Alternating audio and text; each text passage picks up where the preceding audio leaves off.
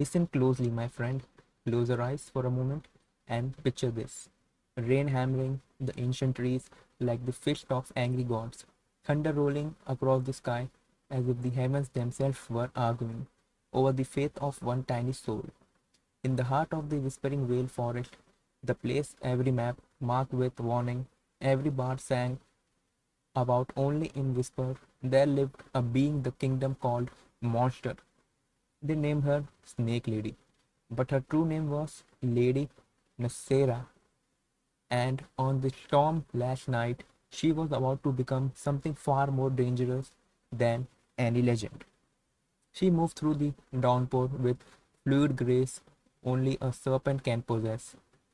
From the waist up, she was a woman of striking beauty, skins like polished moonlight, hair the color of midnight, rivers cascading down her back, eyes the deep green of forest pool that had seen every secret the world tried to hide.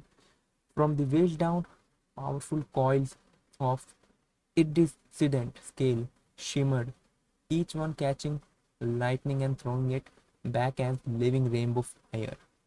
Serpents, her quiet companions, slittered along her, tongues tasting the wind, guarding her path.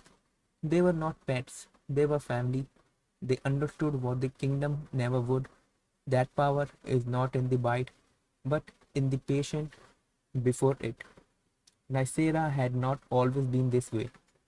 Once long ago, she had been a healer in the grand court of Eldrat, a woman who believed mercy was stronger than any sword.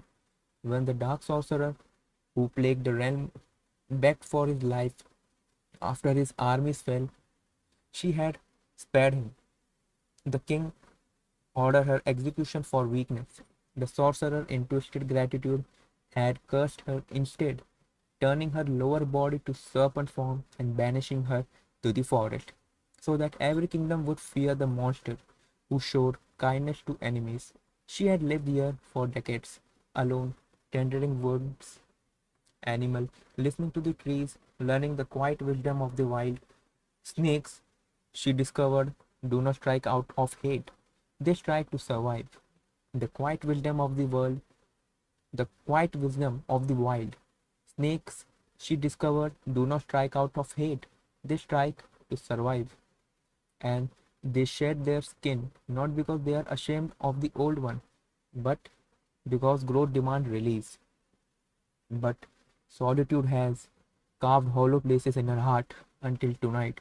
A thin, desperate wail cut through the storm, the cry of a newborn. Not an animal, a child. Nicera coils tightened. Who leaves life to die in my woods? She whispered, her voice low and musical. Like wind through hollow reeds, she followed the sound to the riverbank where the water roared towards Deadly Falls. There, half submerged in mud, lay a woven basket sealed with the royal crest of Eldrath itself. Inside, wrapped in sodden silk, was a baby boy, no more than a few hours old. His skin was blue from cold, his tiny fist clenched against the world that had already rejected him. A faint golden birthmark glowed on his chest, the mark of a royal line, but twisted into the shape of broken crown. The mark the court seals had called the ruins of kingdoms.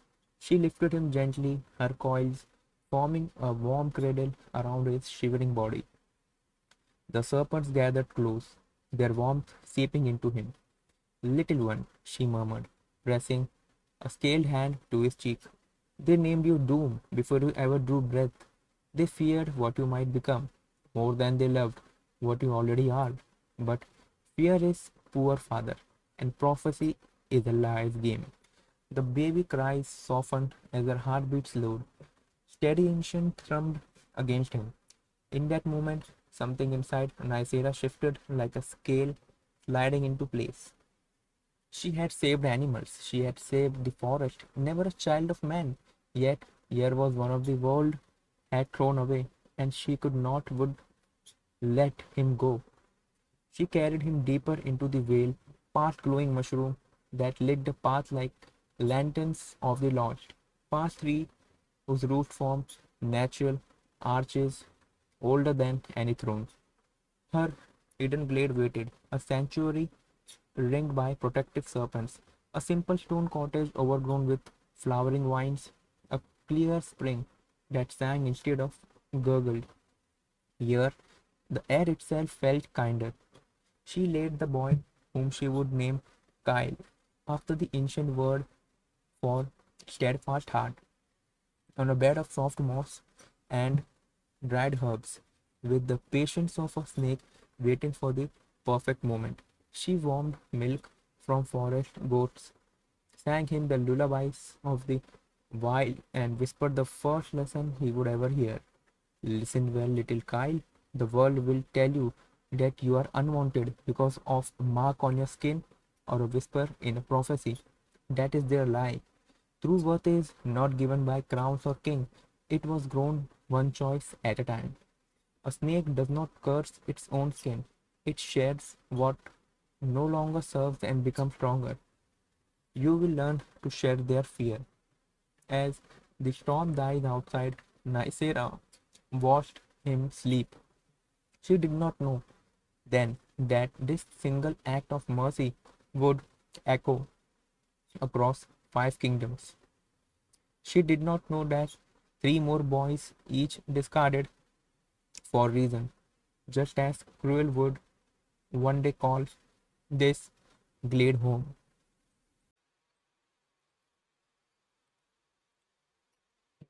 She did not know that the love she was about to pour into them would grow so fierce they would one day stand before thrones and choose her over every jewel and crown the world could offer. But she felt it, a spark, a promise. Dawn broke golden hour over the glade. Kyle stirred, reached up, and wrapped his tiny finger around one of her scales. For the first time in years, Nicera smiled, not the weary half smile of a survivor, but the full, unargued smile of a mother. The kingdom would call this the beginning of the serpent's witch curse on their bloodlines. They were wrong. It was the beginning of something far more powerful. It was the beginning of a family no bloodline could break. The years in the Whispering Vale did not pass like they did in the kingdoms of men. Here, time moved like a slow river coiled around ancient root, steady, patient, always carrying you forward, whether you fought it or not. Little Kyle was now 6 summer old, no longer the shivering infant, but a bright eyed boy with the same golden birthmark now hidden beneath a simple tunic woven from forest fibers.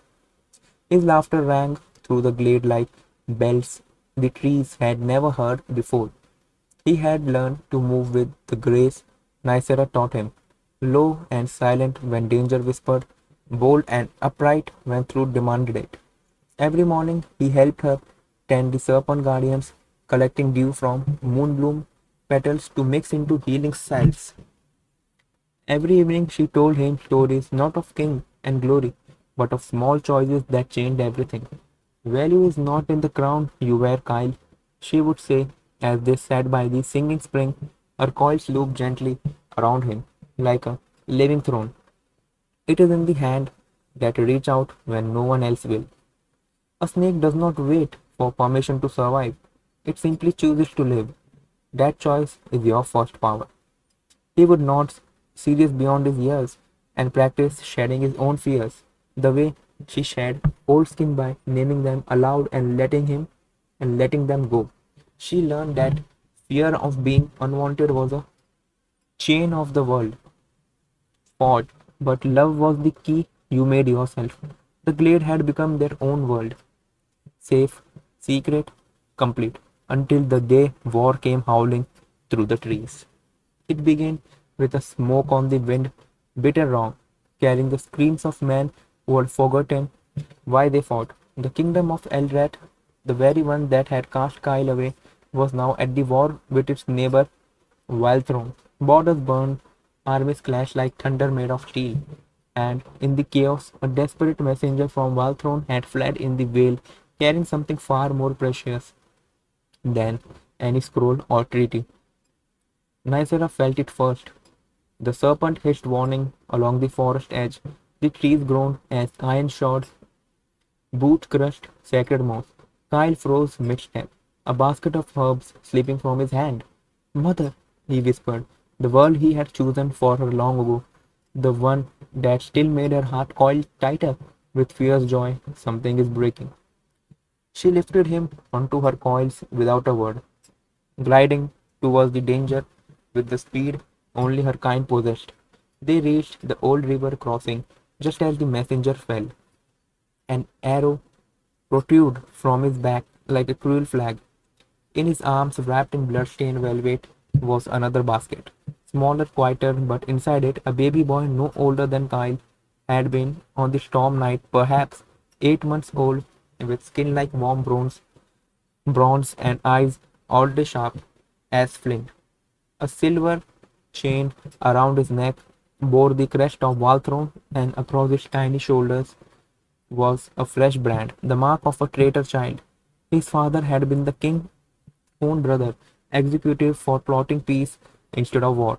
The queen, fearing the boy would grow up to claim the throne and end the fighting, had ordered him smuggled away to die in the cursed forest. The messenger last breath carried the truth, unwanted by blood, by crown.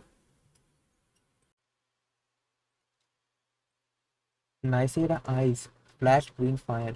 She struck faster than any human could I follow, scooping the child free, just as well-thrown soldiers burst from the undergrowth sword, drawn face twisted with the madness of orders they hated but obeyed. Monster! One snarled, pointing at her coils. The snake witch claims another. Kyle, still perched on her back, felt terrorized like bile, but he remembered her lessons. He did not freeze. He reached down, grabbed a fallen branch, and stood tall. She is not a monster, he shouted, voice crackling but clear. She is one who chooses life when you choose death. The soldier laughed until Nicera's serpent surged forward in a living wave. Not to kill, but to herd, to confuse, to drive them back toward the smoke they had brought. She did not strike with venom. She struck with mercy that shamed them, a warning rattle that said, leave and live. In the chaos, she carried both boys deep into the heart of the vale, where no map or army could follow. The new child, whom she named Taurin after the ancient word for unbreakable will, stirred against her scales and let out a single defiant cry. Kyle stared at him, wide eyes, then reached out and touched the brand on the baby's shoulder with gentle finger. He has a mark too, Kyle said softly, like mine. They threw him away for wanting peace. Nicera's voice was steady, but inside her chest a storm raged hotter than the one that had brought Gale. Then we will teach him that peace is not weakness, my son. It is the hardest war of all, and we will fight it together. The next week tested every lesson she had ever learned. Torrin was no easy child. He screamed through nights haunted by the brand's pain. He bit at her coils when hunger struck, as if the world had already taught him that love came with teeth. Kyle, only 6, became a little guardian, fetching water, singing the lullabies he knew he now knew by heart, whispering to Torin the same truth Nicera had given him. You are not your mark, you are what you choose to become. One dawn, as Nicera crushed healing herbs for torrent fever, the baby boy finally quieted. He looked up at her, not with fear, but with something new. Recognition. He reached up, tiny finger curling around the same scale Kyle had once held, and in that moment the glade felt fuller, stronger. Two hearts now beat against her own. But the forest had one more secret that day. While the boys napped in the mossy cradle she had woven larger, Nicera slipped away to the river's edge to wash the blood from the abandoned basket. There, caught in the reeds, was a crumpled letter the messenger had carried. She unrolled it with trembling hands. The seal was Eldred's, her old kingdom. The world, the words inside chilled her ancient blood. To the witch of the vale, we know you took the ruined child, return him, or we will burn your forest and every serpent within it. The war you began by sparing our enemy ends with you, signed by order of the king who once trusted your mercy. She crushed the letter in her fist. The kingdom had not forgotten her. They had not forgiven the mercy that had cursed her. And now they hunted not just her, but the family she had built. Kyle found them there, standing tall against the current. He did not ask what was wrong. He simply stepped beside her, small hand slipping into her. We shared what no longer serves, right, mother? She smiled, then fierce, proud, unbreakable. Yes, my steadfast heart. But first, we built something worth fighting for. That night, around the glowing fire of safe lights, she told the boys their first shared story, not of fear. Of fire, the world will always try to take back what it threw away. She said, voice low and musical, but chosen family is a flame no army can snuff. It grows hotter the more they blow on it. Remember this, resilience is not never falling. It is rising every single time with someone beside you. Torin gurgled in agreement. Kyle's eyes shone with new purpose. The glade had become a fortress of love in a world of swords. Two princes now called her mother. Their laughter drowned out of distant war drums. But the latter warning was only the beginning. In the weeks to come, the third unwanted prince would arrive, not on the river, but in the jaws of betrayal from within their own sanctuary. A secret from Nicera past would claw its way into the light, forcing a choice that would test every value they had learned. And the first dopamine rush of true danger would strike like lightning when one of the boys discovered a power none of them expected, a power that could either save them all or tear their family apart forever. The glade had learned to breathe with 3 arts now. 2 years had slipped through the leaves like silk, and the boys had grown into the kind of wild, unbreakable spirit only a serpent mother could raise. Kyle, at 8 summers, was all steady fire tall, for his age, with a quiet strength that made the older serpents bow their heads when he passed. He had taken to carving tiny wooden shields for the glade's edge, each one etched with same lesson, Nicera whispered every dusk. Chosen family is the only crown that never rushed. Torin now 3 was lightning in the jar fast, fierce, already climbing coils like they were ladders to the stars. His brand had faded to a silver scar he wore like a badge of honor. I choose peace, he would declare, copying Kyle's serious voice, and the whole sanctuary would echo with their shared laughter. Nicera watched them from the cottage doorway, her coils sun-warmed and content. The threatening letter from the Eldred had become a distant shadow they spoke of only in stories. The night the world tried to take us back and failed, she had taught them the next great value. Forgiveness is not forgetting the wound. It is choosing not to let the wound choose you. Every time the boys practiced with wooden sword by the singing spring, she reminded them a strike born of anger breaks the hand that holds the blade. A strike born of protection that one could fell empires without spilling a drop of blood. But the forest, for all its wisdom, still hates teeth. It started with a single serpent, Skylas, the oldest of her scaled companions, the one who had coiled beside her on the night Kyle arrived. Silas had always been quite watchful, his emerald scales carrying the faint scar of a battle long before Nicida's time.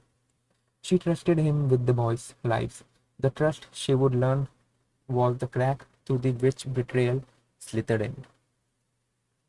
One twilight, while Kale and Torin chased fireflies that danced like living stars, Silas returned from the vales outer ring, carrying something wrapped in his jaws. Not prey, a small sealed basket, muddied and silent. Inside lay the third prince, barely a year old, with skin the color of storm clouds at dawn and hair like spun copper. His eyes, when they flutter open, held the same hunted sharpness as the others. On his left palm was burned the royal seal of the distant kingdom of Eretheron, crossed with a jagged line that meant exile for the blood that should never have been born. His mother had been a common healer who had loved the king. The court, fearing a bastard, their bastard hire would spark rebellion, had ordered the child drowned in the black river that fed the Vale. The messenger who tried to save him had died 3 days earlier. Silas had found the basket floating, guarded only by a dying otter. Nicera coils froze mid-glide. Silas, how do you know? The old serpent tongue flicked once low, almost guilty. He said nothing. But when she lifted the boy, naming him Raven, for the ancient word naming the bridge, that meant what was torn, Silas slipped away into the shadows without his usual proud rattle. She noticed it then, a faint scent on the basket. Not river mud, not blood. The sharp metallic tang of sorcerer's ink, in the same ink the dark sorceress had used to curse her all those decades ago. She pushed the thought down. 3 boys now, 3 marks, 3 chances to prove the world wrong. That night, as the new fire crackled higher than ever, she gathered them close. Riven nested against her scales like he had always belonged there. Kyle offered him a tiny carved shield. Torin patted his head with a sticky finger. We keep him, Torin announced, as if it were law, like you kept us. Nicera voice wrapped around him like a warm mist. Listen, my hearts. The world throws away what it cannot control, but control is a lie kings tell themselves. Real power is in the choosing. You three were never meant to rule alone. You were meant to rule together. Loyalty is not blind. It is the eyes that see the wound and still choose to stand beside the wounded. The boys listened, eyes wide, heart open. Riven's first laugh, soft surprise sealed the circle. The gland, the glade felt complete, unbreakable, until the next dawn brought the first crack of the doubt.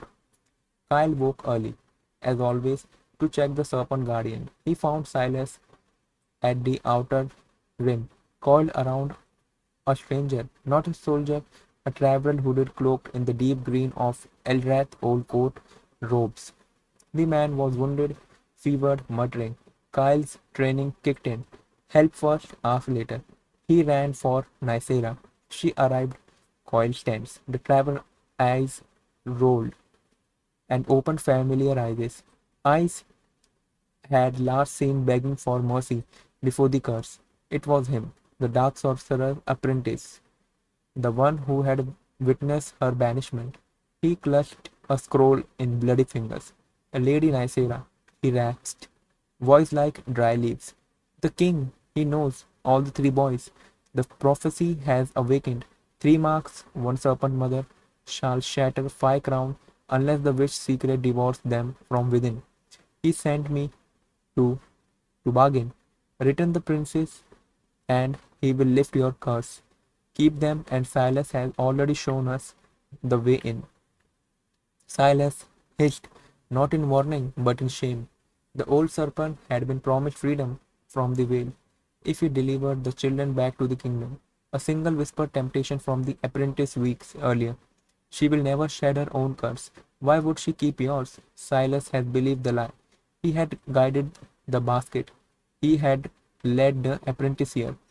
Betrayal, sharp as fangs, sank into the glade. Torin, who had fallen unseen, let out a small broken sound. Raven began to cry, as he already understood. Kyle understood between Nicera and the apprentice. Wooden sword raised, not in rage, but in trembling protection. You lied to Silas, he said, voice steady, like she had taught him. You used his fear. This is not loyalty. This is poison. Nicera's eyes burned green fire, but she did not strike.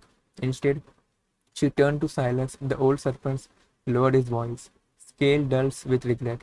I wanted to be free, he whispered in the language only they shared.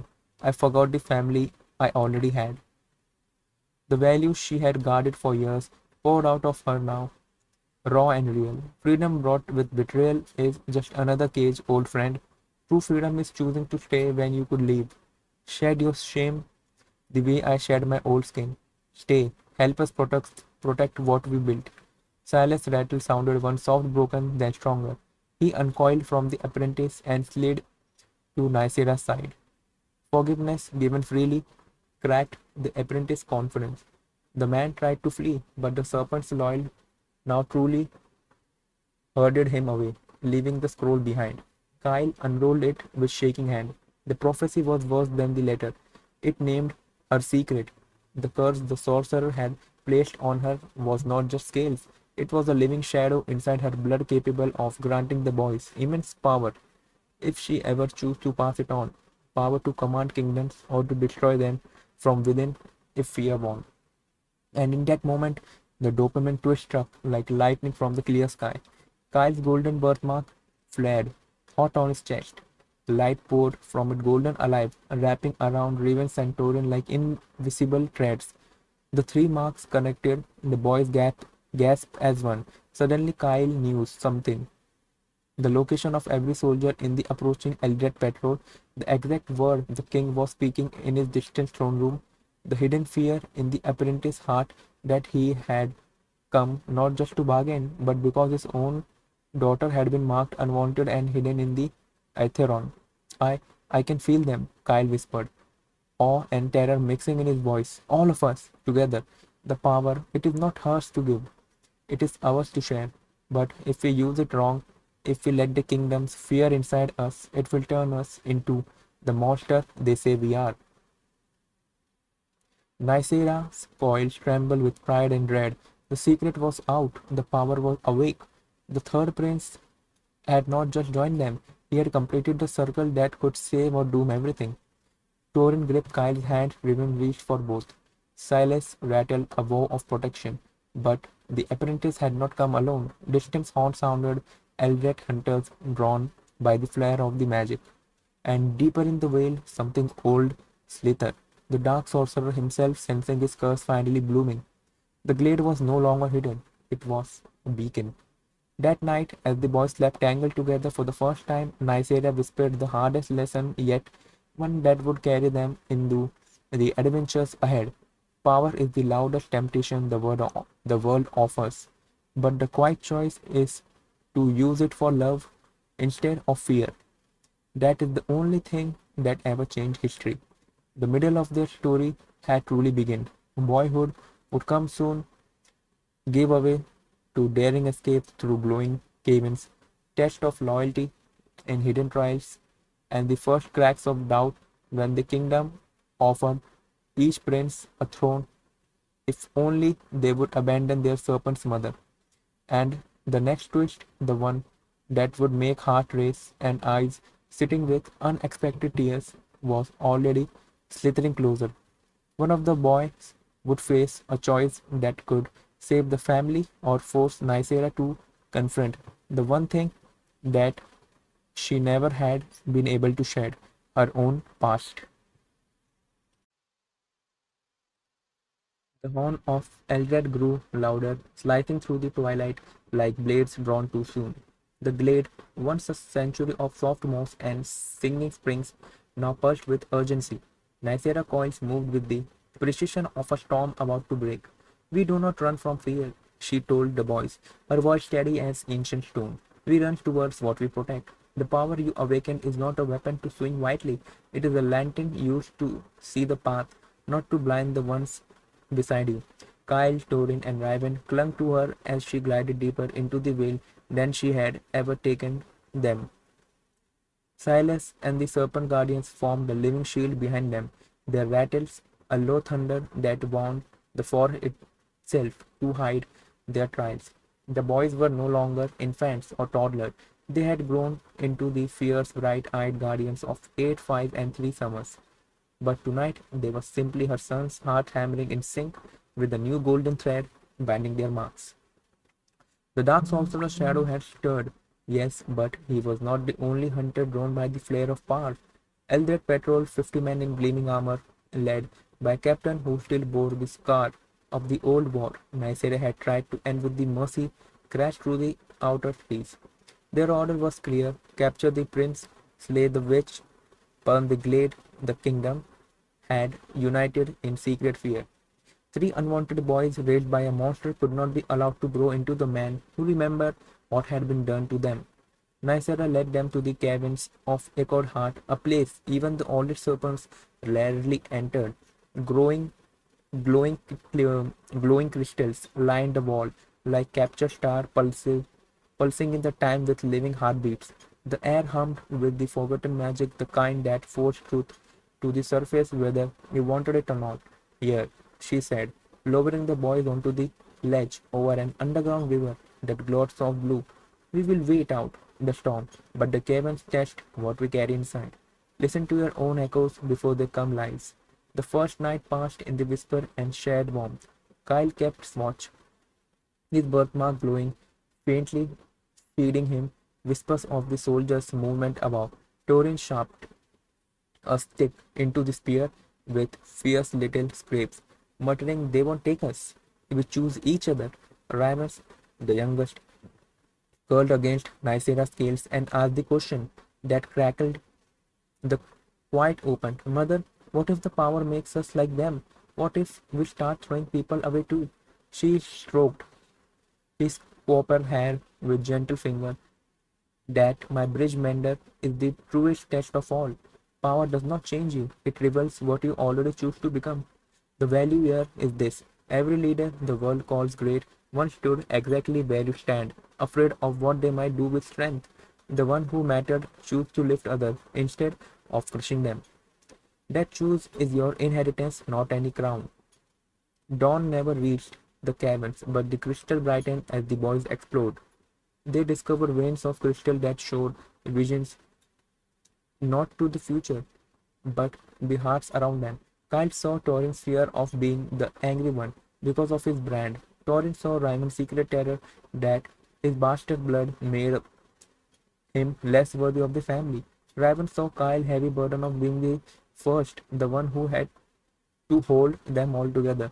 The, do- the, the dopamine rush became without warning on the third day. While Nicera scouted a hidden exit with Celius, the boys wandered into the chamber where the crystal sang louder. A single shaft of sunlight pierced the ceiling, impossible yet three, illuminating a pedestal. On it lay three small amulets, each shaped like serpent devouring its own tail. The moment the princess touched them, the golden thread between their marks blazed. Power flooded them. Kyle could command the very root of the forest to rise like wall. Torrent felt the fire in his veins, not to burn, but to warm and heal. Ravens could speak to any creature, turning enemies into allies with single true word. But with the gift came the echo, the caverns test. A vision unfolded in the crystal. Each boy, years older, standing before the thrones of Eldred, Welthrone, and Aethron. In the vision, the kings offered them everything: riches, army, the chance to rule as the rightful heirs. "Leave the witch," the king whispered in echo. "She is cursed. She made you monsters like her. Come home to your real blood." Torin's eyes flashed for the terrible heartbeat. The fire in him surged hot with doubt. "What if they're right?" he whispered, voice crackling. "What if she kept us because she was lonely? What if we're just her revenge?" The words hung like poison smoke. Kyle, steady hand, gripped his brother's shoulder. "Remember the river's night, Torin. Remember how she chose us when no one else would. Blood is easy, love is earned every single day."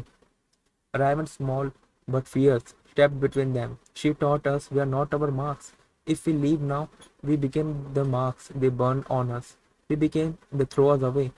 The caverns trembled. The amulets fled, offering a choice: take the power and walk out alone, crowned and free, or leave the amulets and walk back to the Nicera with nothing but each other. Torrent's fire cooled. Tears hot, angry, healing slid down his cheeks. He dropped the amulet. I choose us. He chose voice raw. I choose the mother who stayed. Kyle and River followed. The crystal sang louder, brighter, as if the cavern themselves approved. The power did not vanish. It settled deeper, quieter, now bound by loyalty instead of temptation. When Nicera returned, she found her sons waiting not with the new crown, but with open arms and the amulets left behind on the pedestal. She saw the echoes they had faced. She saw the choice they had made. For the first time since the curse, something inside her scales softened completely. You have given me the greatest gift, she told them, voice thick with pride and wonder. You choose to stay when the world offered you everything to leave. This is the value no kingdom can teach. Loyalty is not a chain, it is wings. It lets you fly higher because you know someone will catch you if you will fall. But the cavern had one final whisper of her alone. As they prepared to leave through the hidden exit, a single crystal pulsed with the memory she had buried for decades. It saw her before the curse standing in Eldred Court, sparing the dark sorcerer not out of weakness, but because she had seen his own pain. A daughter he had lost to a very war she started. The vision revealed the truth she had never told anyone. The sorcerer's curse was not pure malice, it was a broken man's last attempt to force the world to feel what he felt unwanted, monstrous, alone. And in that vision, the sorcerer's daughter still lived, hidden, marked, waiting. The dopamine twist landed like a second heartbeat. Nicera realized the dark sorcerer was not coming to destroy them, he was coming to beg her, the one being who had shown him mercy, wants to help him save the last piece of his own heart. But to do it, she would have to risk revealing her deepest shame to boys that her curse had been born not only from punishment but from the same kind of love she now gave them. Above the ground, the soldier had found the glade. Flames licked the edges of the forest. The kingdoms were closing in. The boy stepped out of the caverns, changed, stronger, wiser, their power now laced with unbreakable choice. Nicera carried the weight of the coming revelation like a hidden scale she knew she must shed soon. The middle of the story had ignited. Adventures through burning forest, secret alliances with creatures of the deep woods, and the first real cracks in the kingdom. Unity would follow, but the next thunderclap was already rolling closer. The dark sorcerer would arrive at their new hiding place not as many, but as a mirror of everything they feared becoming, and one of the princes would have to decide whether mercy was still worth the risk when it meant facing the monster inside their own mother's past. The caverns of echoed hearts spat them out in a world of fire. Smoke clawed at the sky like desperate fingers as Nicera burst from the hidden fissure, her coils propelling the boys forward with every ounce of ancient strength possessed. Behind them, the underground river blue glows faded, but the golden thread binding Kyle, Torin, and Ryman still hummed, quieter now, tempered by the choice they had made on the crystal pedestal. No amulet, no easy crown, only each other. The whispering veil was burning. Eldred soldier had not waited. Trees that had stood for 1,000 years cracked and roared as flame devoured them. The glade their glade was, black and scarred in the distance, the singing spring choked with ash. Serpent guardians darted through the underbush, some snorched, all loyal. Silas, Silas had led them, his rattle horse but unbroken, guiding the survivors towards Nicera like arrows returning home.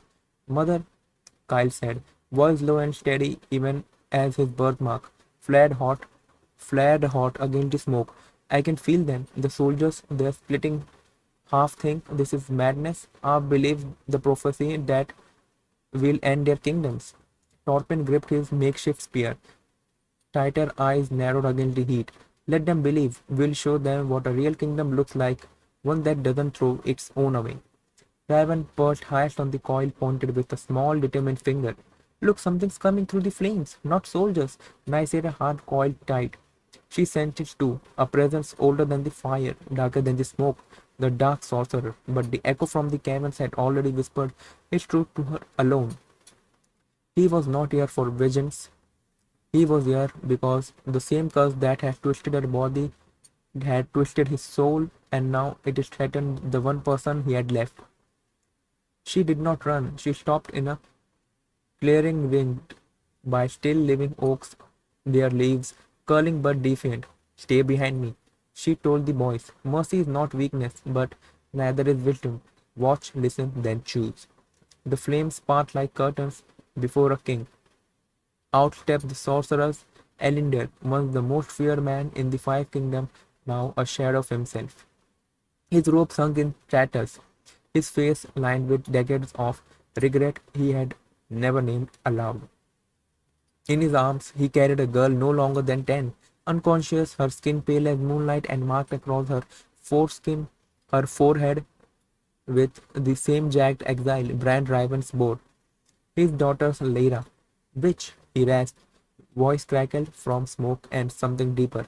You spared me once when every throne demanded my head. I cursed you for it. I made you what they had feared. But the power you carry now, the one your prince awakened, it is the only thing that can save her. The curse I placed on you. It lives in her blood too. If she dies, the shadow consumes everything I ever touched, including them. He looked at the boys, and for the first time in centuries, his eyes held no malice, only a father's terror. The dopamine twist hit like a thunderclap no one saw coming. Kyle golden thread surged. Suddenly the three princes felt Elender's heart as clearly as their own.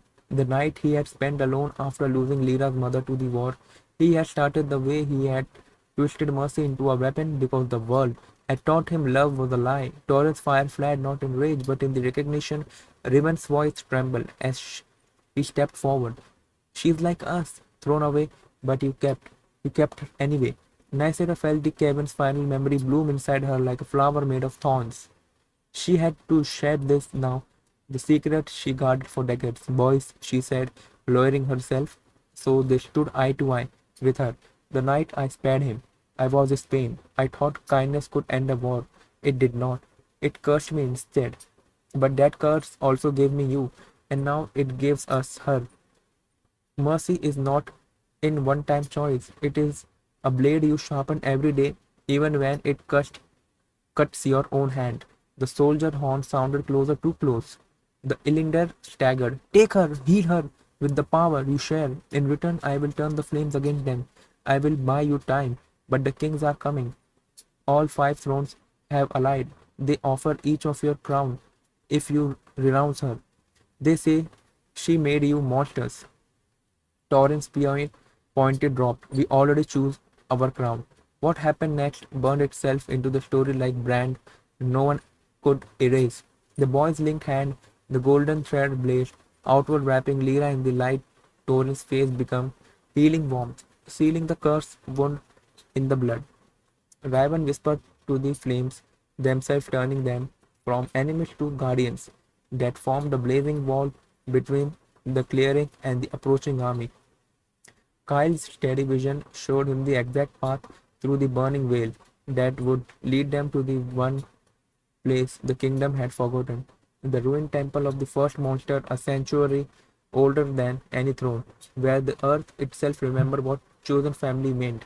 Elinder watched, tears cutting track to the ash on his face. He did not beg forgiveness. He simply nodded once, turned and walked back into the flames. His magic raw broken but redirected exploded behind them. Soldiers screamed as root erupted and fire bent to his will, buying the family precious minute. Nysera carried all the four children, now her three princes and the sorcerer's daughter, gliding through the smoke with the speed of legend. Celes and the surviving serpent flanked them. As they fled, she spoke the value that could carry them through the fire and beyond. The world teaches us to hate the monster who hurt us, but sometimes the monster is the only mirror showing us what happens when no one chooses mercy first. Break the mirror, choose differently. The single choice is what turns curses into blessing. They reached the ruined temple as dawn bled red through the smoke. Vines had claimed the marble column, but inside a central pool still glowed with the same blue light as caverns. Lyra stirred in Raven's arms, eyes opening to meet his two marked children, seeing them in each other's for the first time. She smiled, small and wondering. The princes collapsed together on the mossy floor, exhausted but alive. Their power had grown, not louder, but deeper. They had saved the daughter of the man who had cursed their mother. They had chosen mercy when revenge would have been easier. Yet the twist was not finished. As Nicera tended their wound by the pool, Kyle's birthmark pulsed again. A new vision, not from the caverns, but from the temple stone themselves, flooded him. In the distance, the Fire King had not been stopped by the Ilinda's sacrifice. They were marching with something worse. A captured serpent elder one, older than Silas, forced to reveal the temple's location, and worse, still one of the kings was Kyle's own father, the man who had ordered him to left to die in the river. He carried a sealed decree, pardon for the prince if they deliver the witch alive, no pardon for her if they refuse. The army would arrive by nightfall. Nicera saw the vision reflected in Kyle's eye. She knew that what it meant. The final test of their middle year was here. The boys would soon stand at the edge of the boyhood and the beginning of the men they were becoming. One of them, Torin, whose fire still burned hottest, would face a choice that could shatter everything, because the captured serpent elder was not just any elder. It was Silas' mate, the one he had thought lost forever. The temple walls seemed to hold their breath. The prince had learned loyalty in the caverns. They had learned mercy in the flames. Now they would learn that the hardest value of all is justice, tempered with love, when saving your family means risking the family you have already saved. Night fell on the ruined temple like the cloak woven from the ashes of the veil itself. Wine that had once cradled marble columns now trembled as the ground shook under marching boots. Five kingdoms had sent their finest, not the ragged patrols of before, but a true host, banners of the Eldred's gold lion. Wildthrone's black hammer, Aethron's silver wave, and two more distant realms whose king had joined the hunt of the pure terror. Torches flickered like accusing eyes. At their head rode Kyle's father, King Valen of the Eldred, his face carved from the same stubborn stone as his son's birthmark. Behind him, changed between two iron wagons, was Serpent's elder, whose scale has faded to ghost white with age. Silas' mate's name, Eleven her, rattled silence by a cruel muzzle of spelled iron. Inside the temple central chamber, the blue pool glowed like a second heartbeat. Nicer had coiled protectively around all four children, Kyle, Torin, Raven, and the still weak Lyra, while the surviving serpents formed a living ring at the broken arches. The air tasted of smoke and coming choices. We cannot hide forever, Kyle said, his voice already carrying the weight of the man he would become. His golden threads linked them all, feeding them the soldiers' fear, their doubts, and the cold certainly in his father's heart. The will dies tonight, or my son returns a king, or not at all. Torrin paced the mossy floor, fire flickering at his fingertips, not the healing warmth from the caverns, but the raw, restless kind that had once made him bite at Nicera's coils as a baby. They even they have elements, he growled. Silas is out there right now, ready to die for her. We save her, or we are no better than the ones who threw us away. Raven sat beside Lyra, their matching exile brand almost touching. But if we charge out, we risk everything Mother built. The power, it's still new. What if we break more than we fix? Nicera green eyes rested on Torrin's longest. She had seen the fire in him since the river night, the anger of the branded, the need to strike back at the world that had tried to drown him. Tonight it would either forge him or consume him. Justice is not fire unchecked, my unbreakable one, she said softly. It is fire guided by love. Burn the chains, not the hand that forged them. That is the value that turns boys into the king the world never planned for. A horn blasted close enough to rattle the winds. King Valen's voice boomed across the ruins, amplified by court mages. Kyle, blood of my blood, torrents of Valthron, ravens of Aetheron, step forth and claim what is yours. The witch curse ends here. Deliver her, and each of you shall sit a throne. Refuse, and we take her scales one by one while you watch. The world struck like whips. Lyra whimpered. Silas' rattle sounded from the shadow. Beyond the temple, raw, desperate, a father's cry for his lost mate. Torrent's fire searched for the heartbeat. The temple trembled. He could feel the power begging to unleash, to roar out and scatter the army like dry leaves. The dopamine twist struck, then sharp and unexpected as the golden thread connected him, Elovin's pain. Through the link he saw not just chain, but a vision only the temple stone could show. Elovin had once been serpent who tried to stop Elinda's curse on Nicera all those years ago. She had failed, but in failing, she had hidden a single scale from the sorcerer's ritual, a scale that now rested inside Torrent's own scars, placed there by Nicera on the night she found him. It was the last piece that could fully break the curse on all them, but only if Torrens chose to give up willingly. Doing so would save Elowen and free Silas forever. It would also mean Torrens could never again wield the hottest fire. He would lose the very power that had kept him alive through every doubt. He looked at Nicera, she knew. She had always known. Mother, he whispered. My voice, his voice crackling like the boy he still was beneath the fire. If I do this, I won't be strong one anymore. I won't be able to protect you the way I promised. She lowered her head until her forehead touched his. Strength was never the fire, Torin. It was the choice to let it serve something bigger than yourself. Then, that is the lesson no throne teaches. True justice tempers its blade with sacrifice. You do not lose power. You trade it for something that lasts longer than any flame. Peace cannot be burned away. Outside the army formed ranks. Arrow knocked, mages chanted, King Valen raised his hand. Torrent closed his eyes. The fire inside him roared one final time, then quieted. He reached into the silver scar on his shoulder, felt the hidden scale warm against his palm, and pulled it free. It glowed like captured dawn. He placed it in Nicera's hand. Take it, he said, for Elovint, for Silas, for the unwanted ones they tried to drown.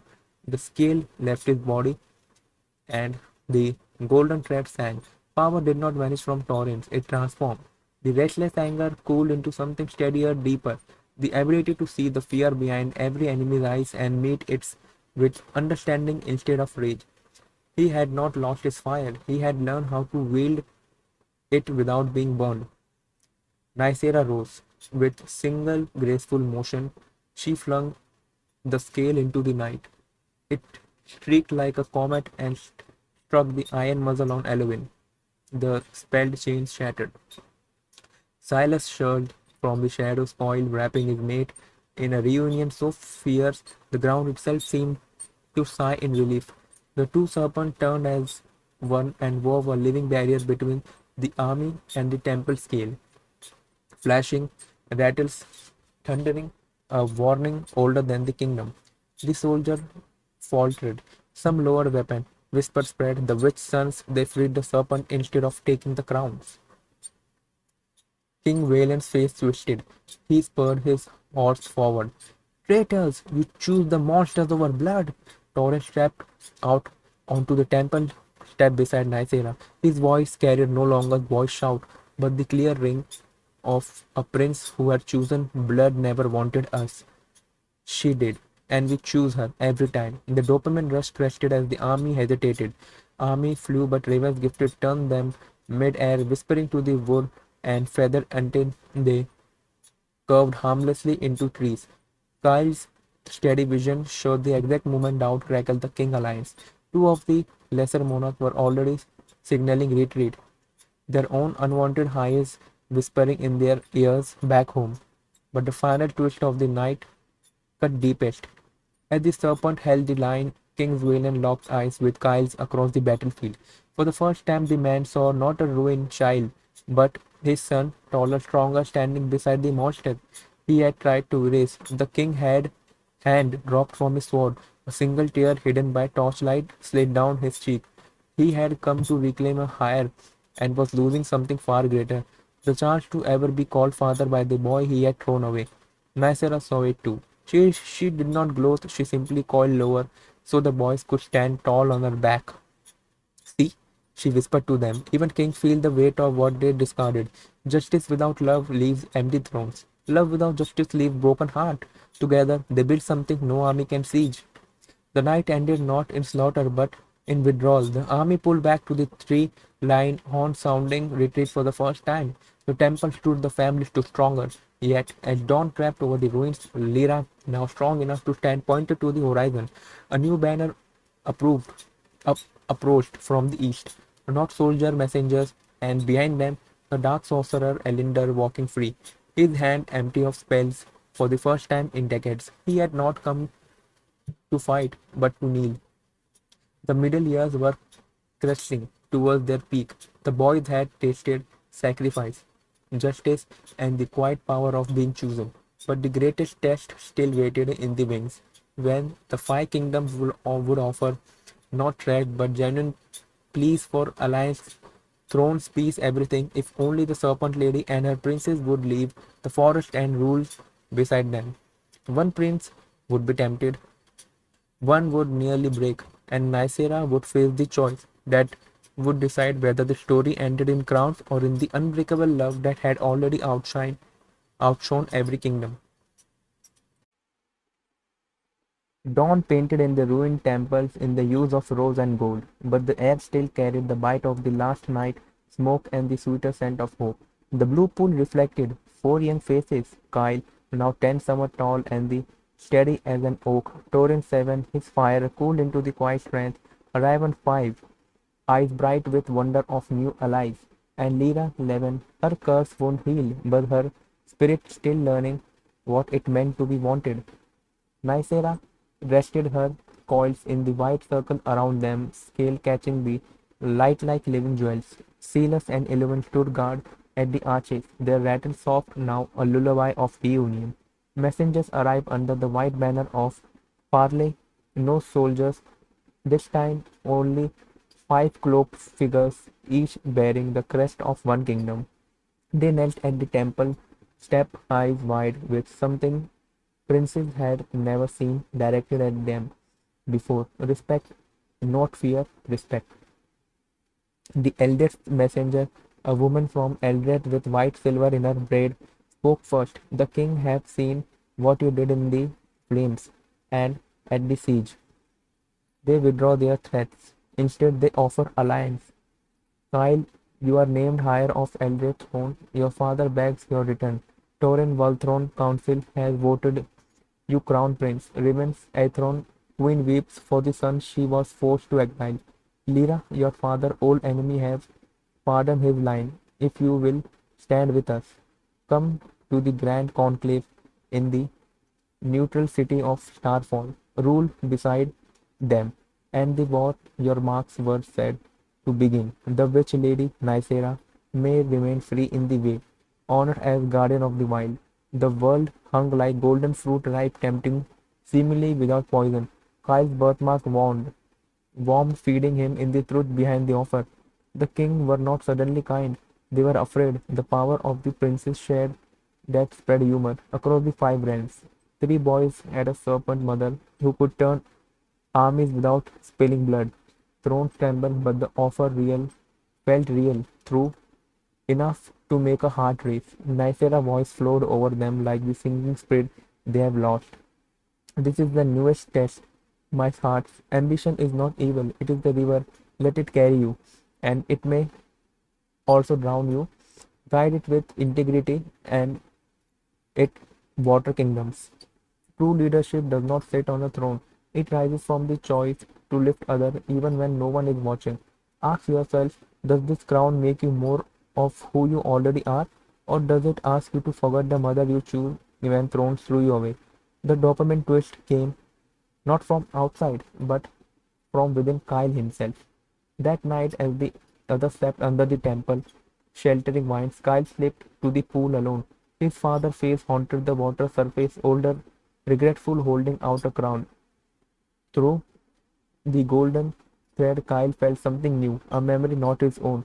The temple stone whispered into it to him. On the night he was born, his father had not ordered him cast away out of fear of prophecy. The queen, barren and jealous, had done it in secret, forging the king's seal. King Valen had searched for years, believing his son dead. The letter Nicera once crushed. It had been twisted by court liars. Kyle's hand shook. The offer was not a lie. It was a father desperate reach across the years for heartbreak, one heartbeat. The boy who had carved wooden shield in his glade felt the pull, the chance to stand before his blood father and hear the words, "I never stopped looking for you." He did not wake the others. Instead, he walked to Nicera, where she kept watch beneath the stars. "Mother," he whispered, "what if going means I can change the kingdom from inside? Bring your teachings to every court. What if staying here keep us safe but small?" She coiled around him gently, her scale cool against his fevered skin.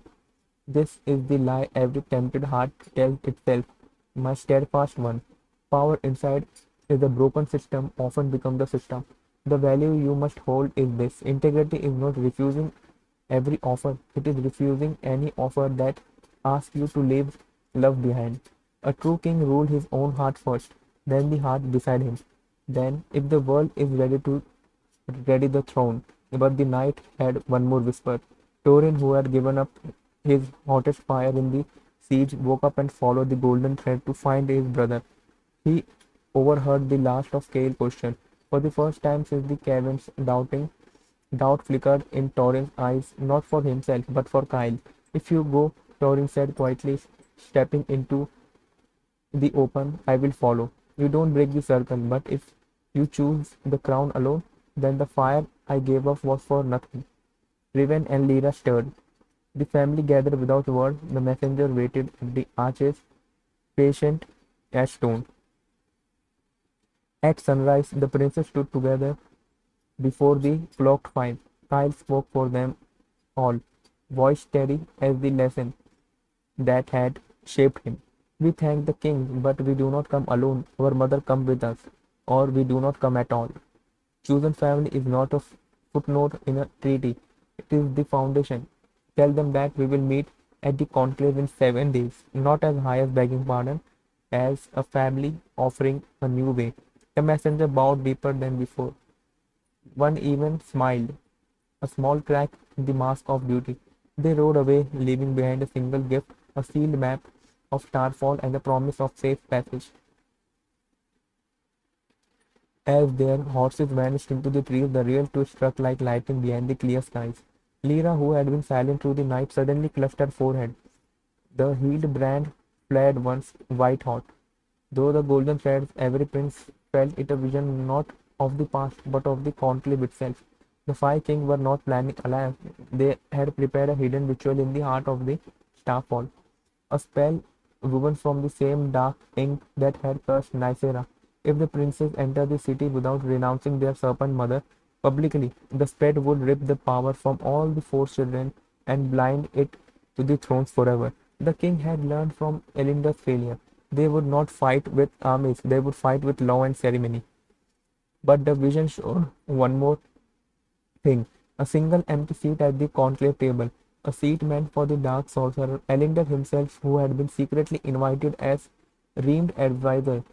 He had accepted not to betray his daughter, but to stand as the only voice that might break against the spell if Princess gave him one last chance at redemption. Nicera saw the vision through her son's eyes, her coils tightened, the middle path narrows. "My loves, we walk toward thrones not to claim them, but to test whether any throne is worthy of the family we built. Forgiveness is not trust without wisdom. It is wisdom that still chooses to open the door."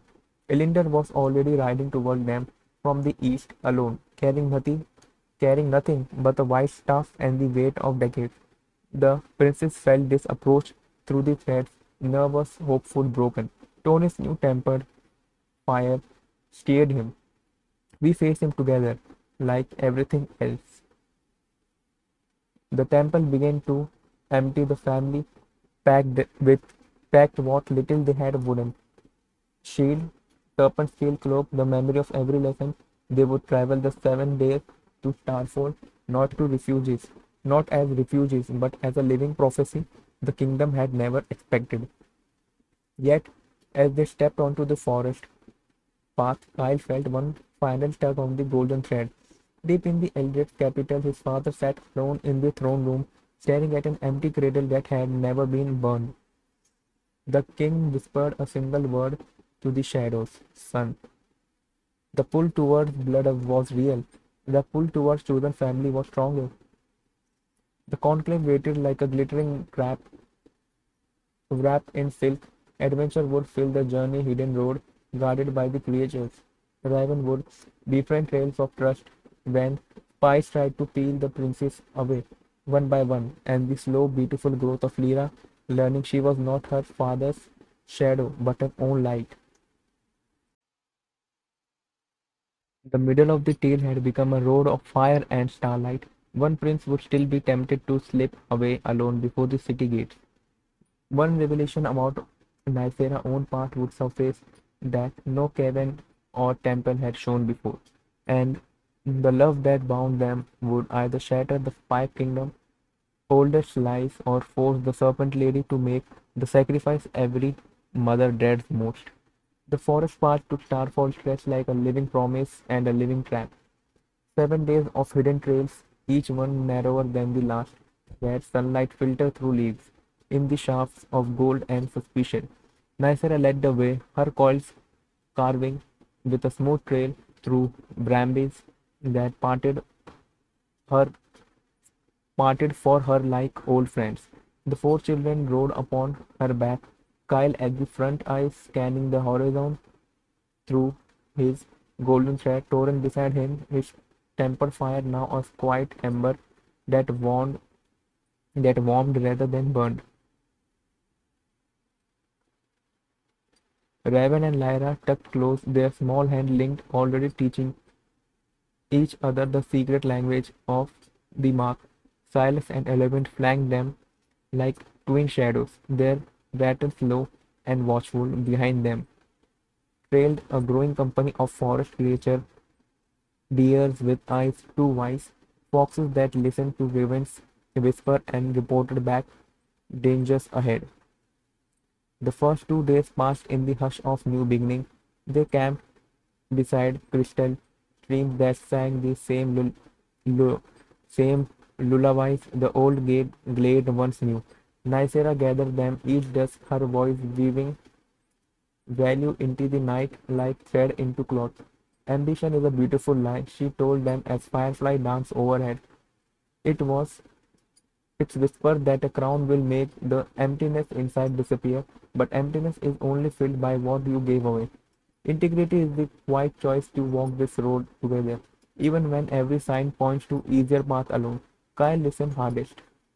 The golden thread tugged at him constantly now pulling toward the distant capital where his father waited with the empty cradle. He said nothing, but the other felt the strong the bond. On the third dawn, the first spy appeared. He was he came as a traveler ragged and kind-eyed, offering fresh bread and news of safe ford ahead. Drivers gifted stirred, the birds in the trees whispered warning. The man was no ordinary wanderer, he was a court agent from Vilthrone, sent to peel Torrens away with promises of the fire he had surrendered. Your brother will slow you, the spy murmured to the Torrens while the others slept. The prince needs speed. A throne needs strength. Leave the serpent and the mark girl behind. Vilthrone will make you its sword. Taurus ember glowed once, hot and tempting. For the heartbeat, the old anger, the brand on his shoulder flared like it had when he was 3 and biting at coils. But he remembered the scale he had given away the night he chooses justice over flame. He looked at Nicera's sleeping form, coils curled protectively around Lyra, and the spy's word turned to ash in his mouth. Strength is not leaving, Thorin said softly. It is staying when it hurt. He woke the others. Without raising his voice, the spy fled into the trees, pursued by the foxes that nipped at his heels until he vanished. The dopamine twist stuck on the fourth night, sharp as a hidden root in the dark. They had reached the edgewood past the narrow ravines where the trees gave way to sheer cliffs, and the wind carried voices from the kingdom beyond. Beyond, a storm rolled in without warning, lightning crackling the sky like the god arguing over their fate. In the downpour, Cale slipped away from the camp. The golden thread had showed him a vision. His father standing alone on the distant balcony, whispering "Son" into the rain, the same word that had haunted the temple pool. Cale told himself he would only look one glance from the cliff edge to see if the vision was true. He would return before dawn. No one would know. But the storm had other plans. Nicera felt the thread stretch thin. She rose silently, leaving the younger ones guarded by Silas and Elowen, and followed the faint glow of Kyle's mark into the gale. She found him on a ledge, rain streaming down his face, starting across the valley toward distant torchlight. A second spy waited there, not hidden but standing openly in Eldred's color, holding a sealed letter from the king himself. "Read it, prince," the spy urged, voice kind as poison honey. "Your father admits the queen's betrayal. He searched for you every night for 10 years. The conclave is no trap for you. It is a welcome home. Bring your brothers if you must, but leave the witch. She is the chain holding you back from destiny blood demands." Cale hand trembled on the parchment. The words were true. The golden threads confirmed it. For one terrible moment, the boy who had carved wooden shields felt the crown weight settle on his shoulder, light, inviting, promising. He could fix everything from inside the throne room. He could bring Nicera teaching to every court. He could end the throwing away forever. All he had to do was step onto the path alone tonight. Nicera coils appeared behind him like moonlight made solid. She did not snatch the letter. She simply waited, rain beading on her scales, eyes full of an ancient patience that had once spared a sorceress and gained 3 sons.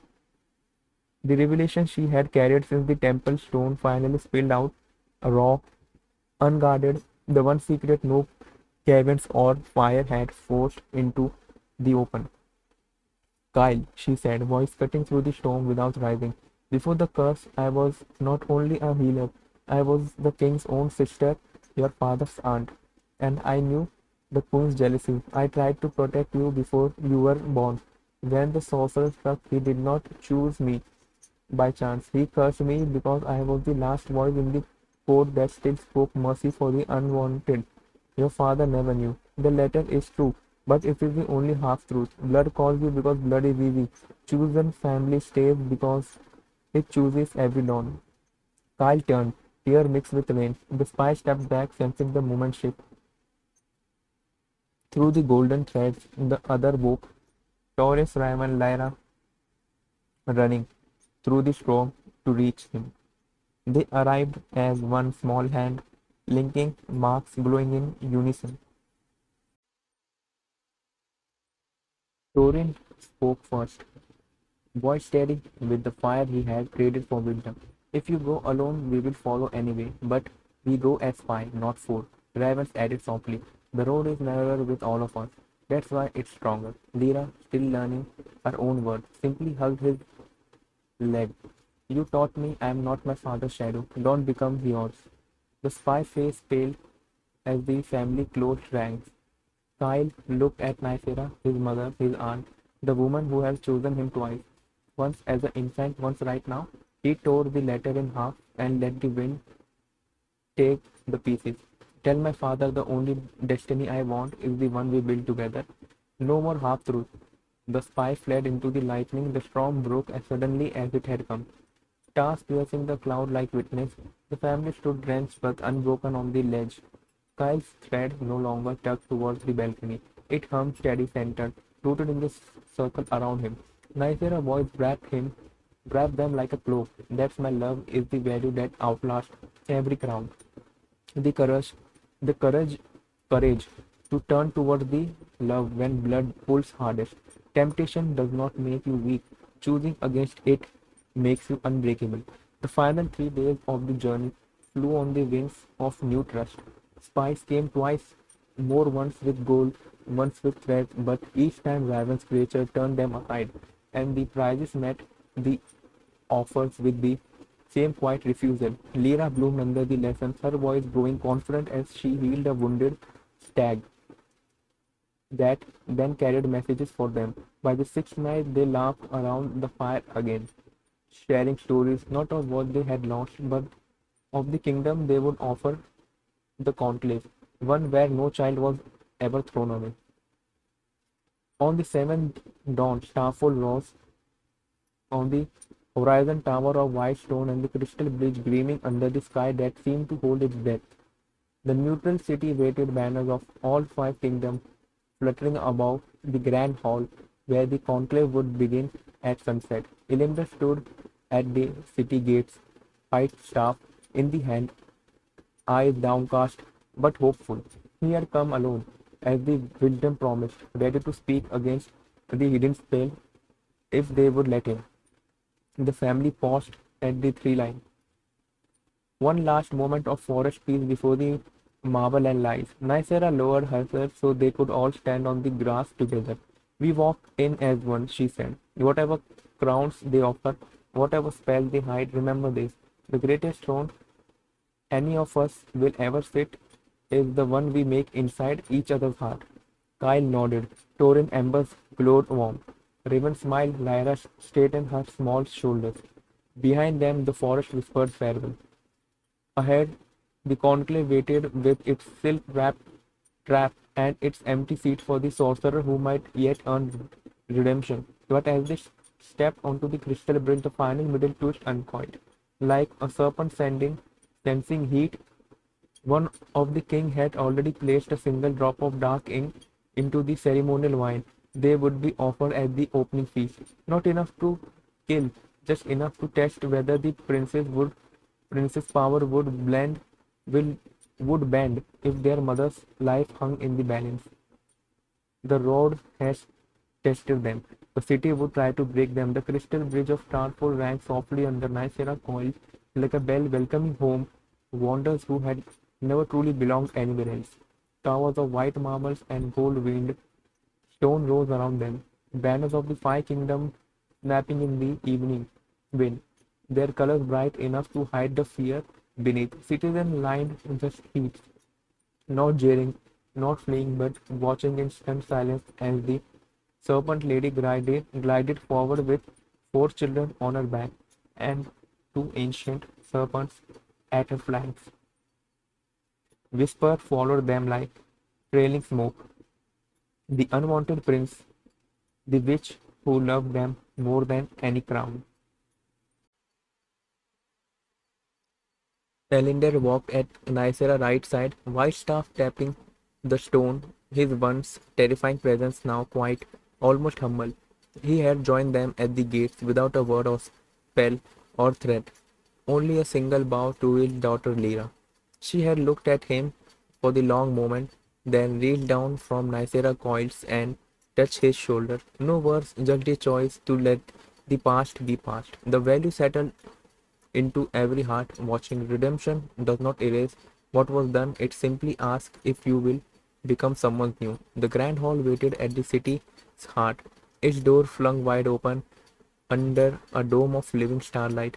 5 thrones circles a vast round table of polished black wood, each king already seated, face carved from politics and old war.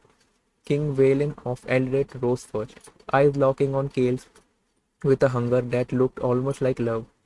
The other monarchs followed stern, curious, some already calculating how to turn this family into pieces they could rule. Welcome, Valen, said, voice booming yet crackled at the edges. Their eyes we once cast aside, written not as beggar, but as equal. Sit, feast, let us speak of peace. They were giving places of honor not as the edge, but woven between the kings themselves. Nicera coiled beside the table like a living tapestry, her scale catching the starlight and throwing it as soft rainbow. The boys and Lyra sat tall in the chair carved with serpent motifs someone had prepared in the secret. Someone brought platters of roasted game, honeyed fruit and bread, still warm from oven, that had never known want. But every eye kept drifting to the single golden goblet placed before each prince, and before Nicera herself. The ceremonial wine of alliance poured from the single decanter by the eldest king own's hand. Inlinder took the empty seat reserved for him, the one meant for the redeemed from the redeemed advisor.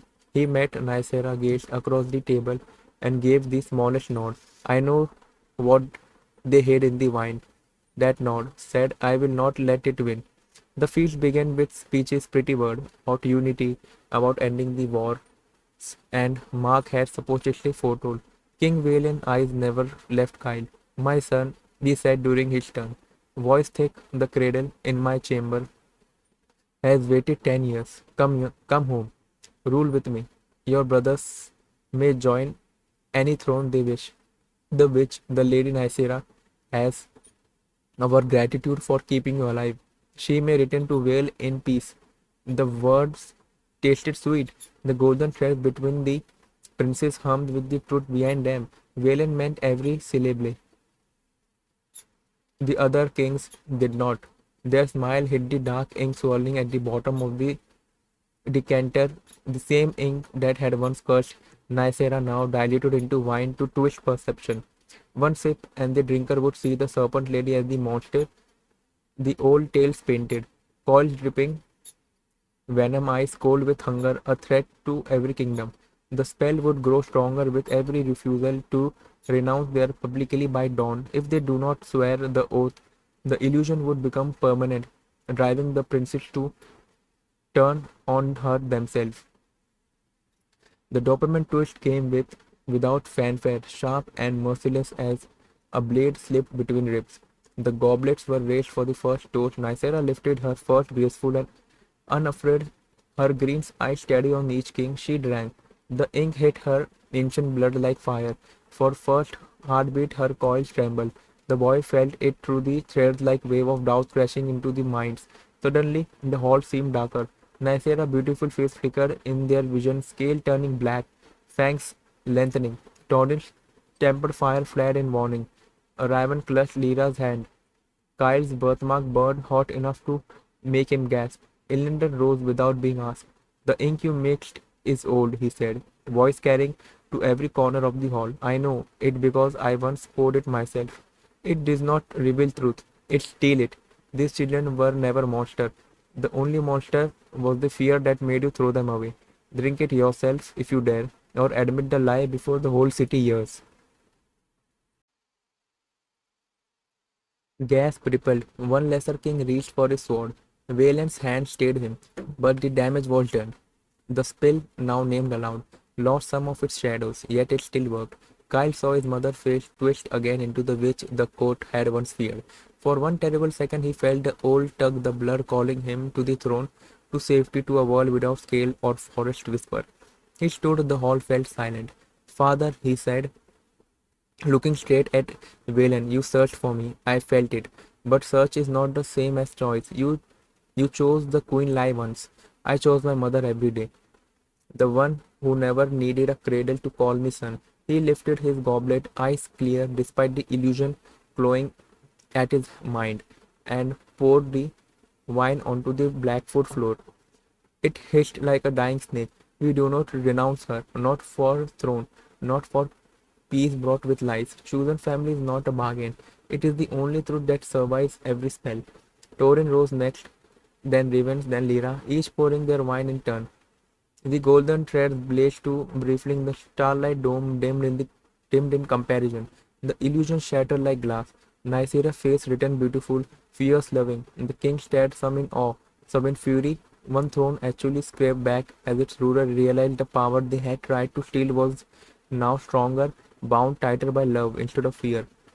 But the greatest value of the night poured from the Nicera herself as she lowered her head to the children. Listen well, she said, voice soft enough for the whole hall too strained to hear.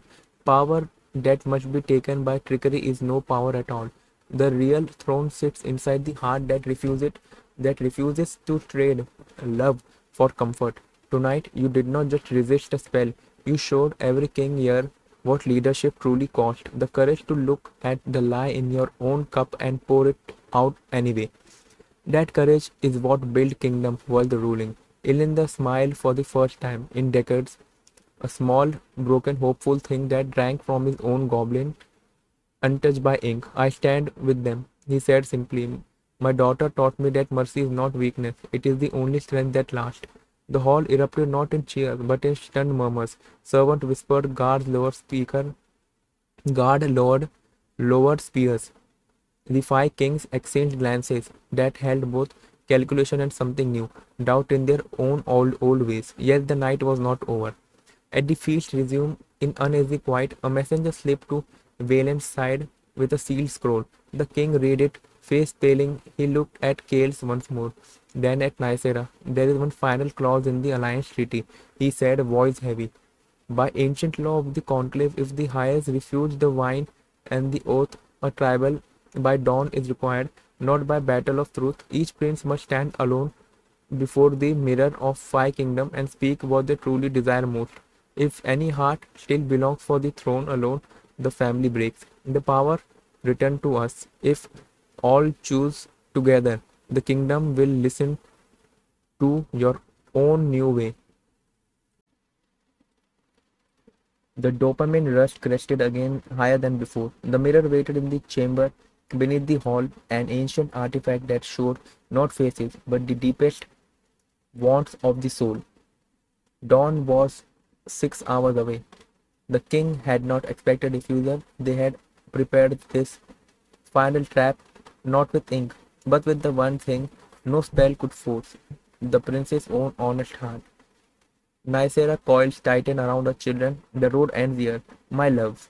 Not in crowns or curses, but in the mirror that cannot lie. Speak your truth when the time comes, whatever it costs. This is the final value no kingdom can steal. A heart that knows itself and still chooses love. The hall light dimmed for the long night ahead. The family was led to private chambers, but sleep would not come. One prince would face the mirror first. When dawn broke, the one secret about Valiant Queen would surface in the reflection, and the love that had carried them through forest. The fire would either emerge unbreakable or be forced to let one of them go forever. The crystal chamber beneath the guard hall held no windows, yet the weight of the approaching dawn pressed against the wall like an unseen tide. Starlight traps in the ceiling glowed, faint in the restless, casting long shadows across the moss-soft floor, where Nicera had coiled herself into a living cradle. Kyle, Torin, Ravens, and Lyra lay nestled against her scale, eyes open, heart loud in the quiet. Elinda sat a respectful distance away, his white staff laid flat. The dark sorcerer, who had once cursed her, now reduced to that role of quiet witness. The golden thread between the prince's mark hummed like a single anxious heartbeat. No one had slept. The mirror of five kingdoms waited in the chamber one level below, an ancient slab of obsidian veined with silver that had judged king and beggars alike for the centuries. It did not reflect faces, it reflected wants, the raw, unfiltered hunger of the soul. At dawn, the princes would stand before it one by one and speak their deepest desire aloud. If any heart secretly longed for a throne alone, the family would fracture, the shared power would unravel, and the five kingdoms would claim the boys as their rightful heirs. The king had not planned for refusal at the feast. They had planned for this. Nicera voice wrapped around them like a warm mist, low and musical. The same voice that had once soothed three crying infants in the burning forest. Desire is not the enemy, she said, her green eyes steady on each of them. It is the map you were never taught to read.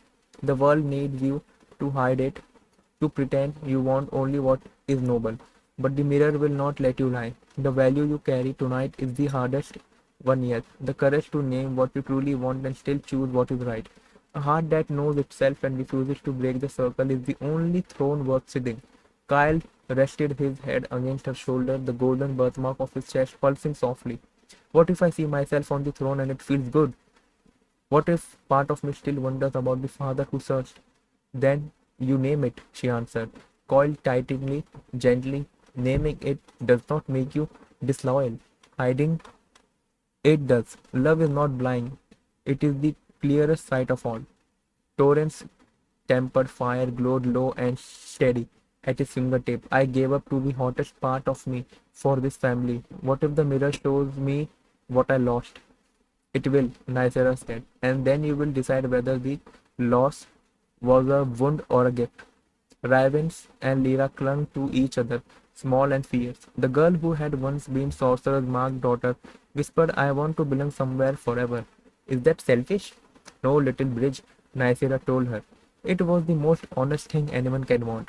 Now hold that honesty like a shield. The night passed in the stories not of the past battle but of the small moment that had built them. The night Torrent gave up the scales, the storm on the road when Kyle tore the letter, the way Raven's creature had turned spies away. Each memory was a thread reinforcing the circle. Elindus listened without speaking, but the first hint of grey touched the crystal wall. He finally spoke. I once stood before a mirror of my own making, he said. I choose power over everything. It cost me my wife, my daughter, my soul. Whatever the mirror shows you, remember, the second chance is not given by my kings. It is taken by those brave enough to speak truth in front of the one they love most. Dawn arrived like a sentence. Guard in the neutral gay led them down a spiral stair to the mirror chamber. The five kings waiting on the raised dais, face tight with expectation. King Valen's eyes lingered longest on Kyle, a mixture of hope and fear that made the boy chest aching. The mirror itself stood at the center hall, black, veined with silver, that moved like living lightning. No frame, no ornament, only truth. Kyle was first. He stepped forward alone, back straight, the golden thread feeding him the fear on of his brothers behind him. The mirror surface rippled, images flooded across it, not illusion, but honest reflection of his soul. He saw himself on Eldred's throne beside his father, the two of them ruling justly, ending war, bringing Nicera teaching to every core. The vision felt warm, right, complete for the one heartbeat. The boy, who had once been left in a river basket, felt the pull of blood so strongly his knees almost buckled. Then the mirror shifted. In the vision he looked. His left hand saw empty space where Torrin, Raven, and Lyra should have stood. Nicera was gone, returned to the veil scale, fading as the curse slowly claimed her without the family that kept her whole.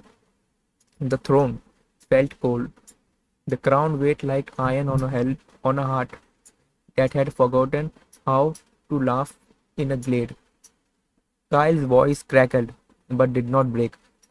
I want the throne, he said to the mirror, and every king leaned forward in triumph. I want to rule justly and make my father proud. That I want it only if my mother and my brother and sister stand beside me. Without them, the crown is just another way of being thrown away. I choose the family that choose me first. The silver veins flared white. The mirror accepted the truth. Kyle stepped back, trembling into Nicera's weighted coils.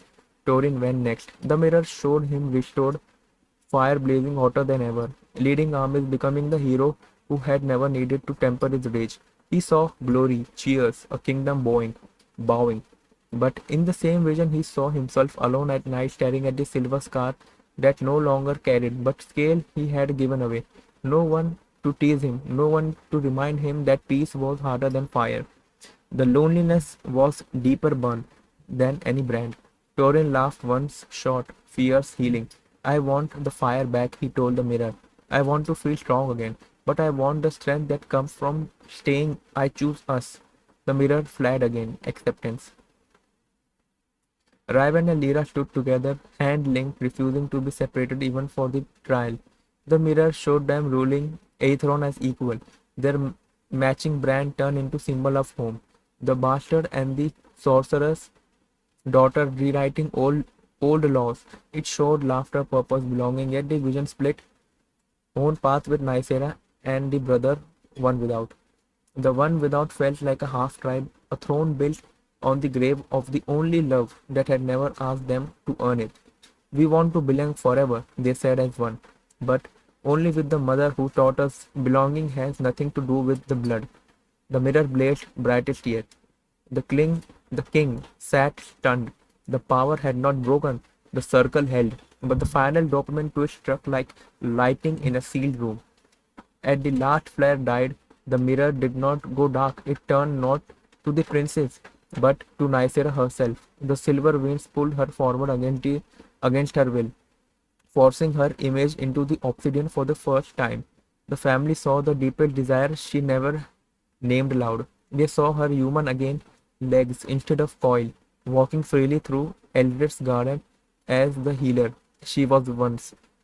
Curse fully lifted, they saw the boys on the thrones, happy, powerful, changing kingdoms for the better. And they saw her choice. She could return to the palace with them, but only if she let the serpent form go forever. The mirror revealed the final secret of the curse, the one even Elinder had not known. Her shared them willingly. Her scale were not punishment alone, they were the living vessel that held the shared power together. If she shared them willingly and stayed human, the princess would the princess would rule as king. The kingdom would know lasting peace, but she would no longer be the snake lady who had carried them through fire and forest. She would just be a ordinary mortal, able to walk beside them only as a woman, never again as the mother whose coil has been their first home. The hall fence, the hall, feel deadly silent. Nicera stared at her human reflection, beautiful, whole, free, and tears slid down her cheeks for the first time in decades. She could end her curse right now. She could give her son everything the world had stolen from them. Kyle reached for her first. Mother, no! Torin voice crackled. We don't want throne. If it cost you who you are. Ravens and Lyra pressed against her coil. Stay, they begged. Stay, exactly like this. Nicera's voice, when it came, was raw and radiant. The mirror shows what I once wanted more than breath. But there was before three tiny hands wrapped around my scale and taught me that some curses are the greatest blessing. I choose you as I am, scales forest monster to the world, none of it matters. I choose the mother I've become because you needed her. She turned from the mirror, it shattered. Silver shards rained down like stars, dissolving before they touched the floor. The shared power surged brighter than ever, no longer fragile gift, but a living vow. The Five King rose as one face pale. The trial had not broken the family, it had forged it in front of the entire city. Outside crowds that had gathered to watch through enchanted windows began to cheer, not for crowns, but for the serpent mother and the princess who had chosen her over every throne. King Valen stepped down from the dais, voice hoarse. Then we listen, he said, not as conquerors, as men who have seen what we threw away and what we can still become. Elinder knelt beside his daughter, tears in his eyes. The old sorcerer had witnessed the final redemption he had never dared hope for. But as the shards shattered and the chamber filled with stunned silence, the golden threads gave Kyle one last private vision, far beyond Starfall in the deepest wild, where the old prophecy were born. Something ancient stirred, an eighth kingdom no map had ever named, realm of forgotten god, who had watched the unwanted ones rewrite destiny. They were coming, not to destroy, but to offer the family a choice greater than any conclave. The middle of the story had ended not in the fracture, but in unbreakable light. The final chapter would test whether love strong enough to refuse every crown was also strong enough to face God themselves. The shards of the mirror of the Five Kingdoms had barely dissolved into starlit mist when the grand hall above them began to tremble, not with anger or fear, but with something older, something the stone itself had forgotten how to name. Nicera felt it first through the coils, a vibration that traveled up from the earth like the heartbeat of the world, waking from the 1,000 year sleep. The five kings froze on the dais, crown suddenly heavy on their brows. Kyle's golden thread flared so brightly that they lit the chamber like noon. Torrent's tempered fire shredded into a calm glow. Raven and Lyra clutched each other tighter, while Elinder gripped his white staff until his knuckles whitened. King Valen stepped down first, voice rough with the humility he had never practiced. The trial is over, he said. You have refused everything we offered, then let us build something new together. Advise us. Teach the courts what you learn in the Vale. The Five Kingdoms will listen. Your serpent mother will be honored in every hall. No more exile, no more marks burned into innocent skin. The other king nodded slowly, wearily, but they nodded. For the first time in the recorded memory, rulers who had thrown away their own blood were asking the unwanted to show them how to rule. The value hung in the air like incense. True change does not begin with conquest. It begins where the power admit they were wrong. Nicera lowered her head so the children could stand level with the king. We accept the listening, she said, voice soft yet carrying every corner. But listening is the only first breath. The next is action. Teach your people that a child is never a prophecy to fear. Teach them that chosen family is the strongest blood of all. Cheers rose from the servants and guard who had crept close enough to hear. Outside the city to of Tower stirred word, spreading like wildfire through Crystal Street. The unwanted princes had not come for crowns, they had come to rewrite the meaning of family itself. But the earth did not stop trembling. The golden thread pulled Kyle gaze upward. Through the dome of starlight, he saw it. Rift opening in the night, the sky above the city, not dark but blazing with colors no mortal eye had ever named, deep violets and living gold that moved like breathing serpents. From the rift descend nine figures, tall and luminous, wearing robes woven from the first light of creation. Their faces were neither young nor old, their eyes carrying the weight of realms that had existed before the five kingdoms drew their first bother. The eight realm that forgotten one had answered the mirror shattering. They landed in the center of the hall without disturbing a single banner. No thunder, no fanfare, only silence so profound it made every heart pulse. The tallest among them, a woman whose hair flowed like living rivers, spoke in a voice that echoed inside every mind at once. We are the keeper of the unwanted long ago. When the first king cast aside their highs, and called it wisdom, we withdraw from the world. We watched, we waited. Your choice tonight, refusing thrones, shattering the mirror, choosing the serpent mother exactly as she is have awakened us. The power you share is older than curses. It is the same light that once bound realms together before fear divided them. She turned her gaze to Nicera, Lady of Scales. Your curse was never meant to last forever. We can lift it now completely. You will walk on two legs beside your children through every court. We shared power will remain with the princes stronger than before. The five kingdoms will unite under their guidance.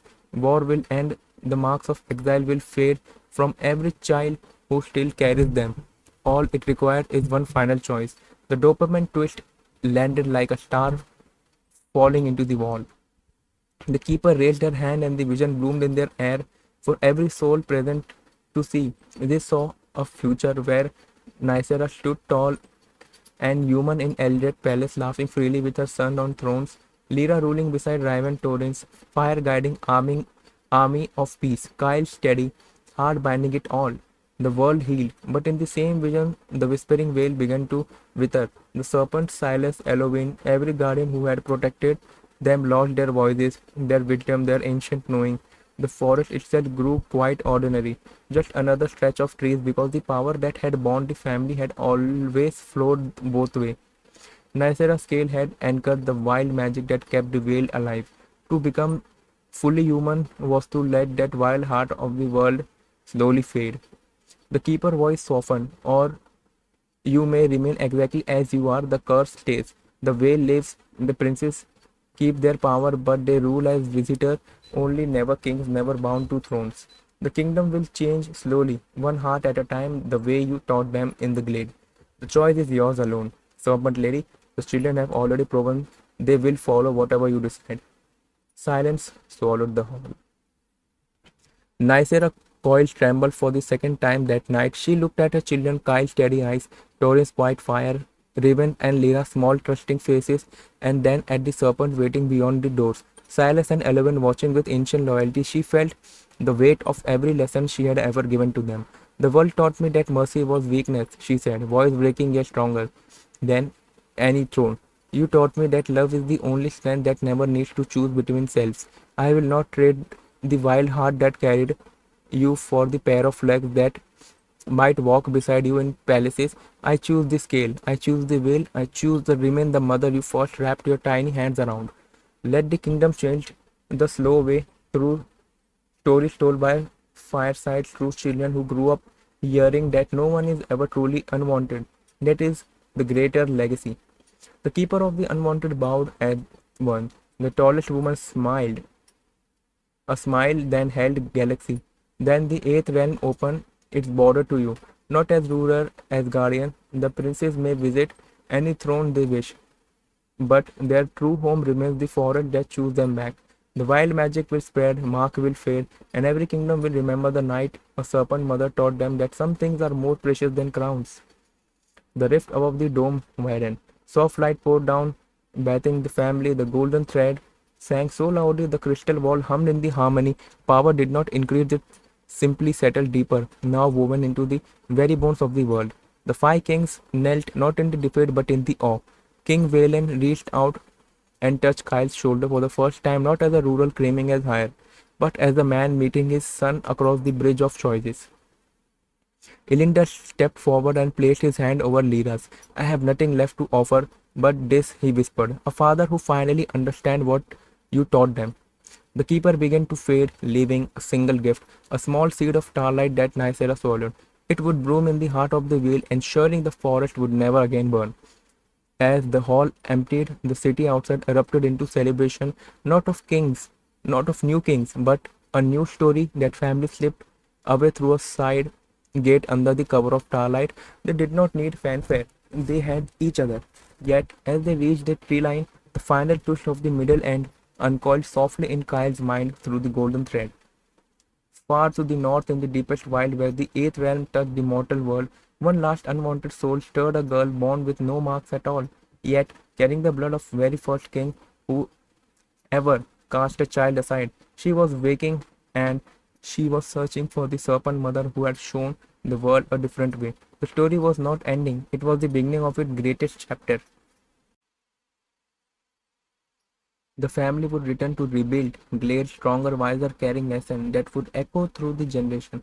But the road ahead still held one more test of love, the day they would open their arms to the very last prince no one wanted, and prove that chosen family has no limits. The journey home of the Stafford felt shorter than any road they had ever walked, yet every step carried the weight of the world remade. Nicera glided through the whispering trees with the same ancient grace that had once carried three tiny princes through fire and storm. Now four children rode upon her coils, Kyle, Torin, Riven, and Lyra, while Silas and Elowen led the way, their rattles singing in a low song of homecoming. Behind them, the forest itself seemed to breathe easier. The wild magic the keeper had gifted spread like roots beneath the earth, healing scorched ground, coaxing new green from ash, turning every mark of exile into something the world would soon forget. The glade waited exactly as memory had promised, but more. The keepers had not simply rebuilt it, they had woven anew. The cottage stood taller, vines heavy with moonbloom that glowed softly even by day.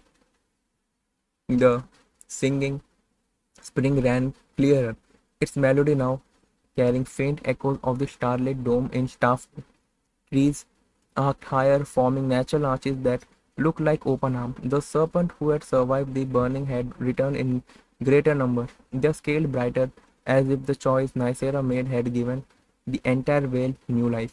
They arrived at twilight. Kale slid down first, bare feet touching moss that felt like forgiveness. He turned and helped the others, then stood shoulder to shoulder with his brother and sister. For a long moment no one spoke.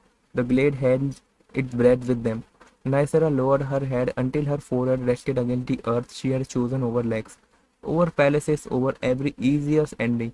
We are home, she whispered, voices thick with everything she had never needed to stay aloud. Not because the world let us return, because we refused to leave the part of ourselves the world called monster. The value she spoke then settled into their bones like the first lessons she had ever given Kyle on that storm last night. Some legacies are not built by taking thrones, they are grown by refusing to trade your truest self for any crown. You taught me that tonight, and now the world will learn it one fireside story at a time. They worked together as the star came out, rebuilding the simple routine that had once been their entire universe. Kyle carved new woolen shield, etching the image of the serpent coiled protectively around four small figures.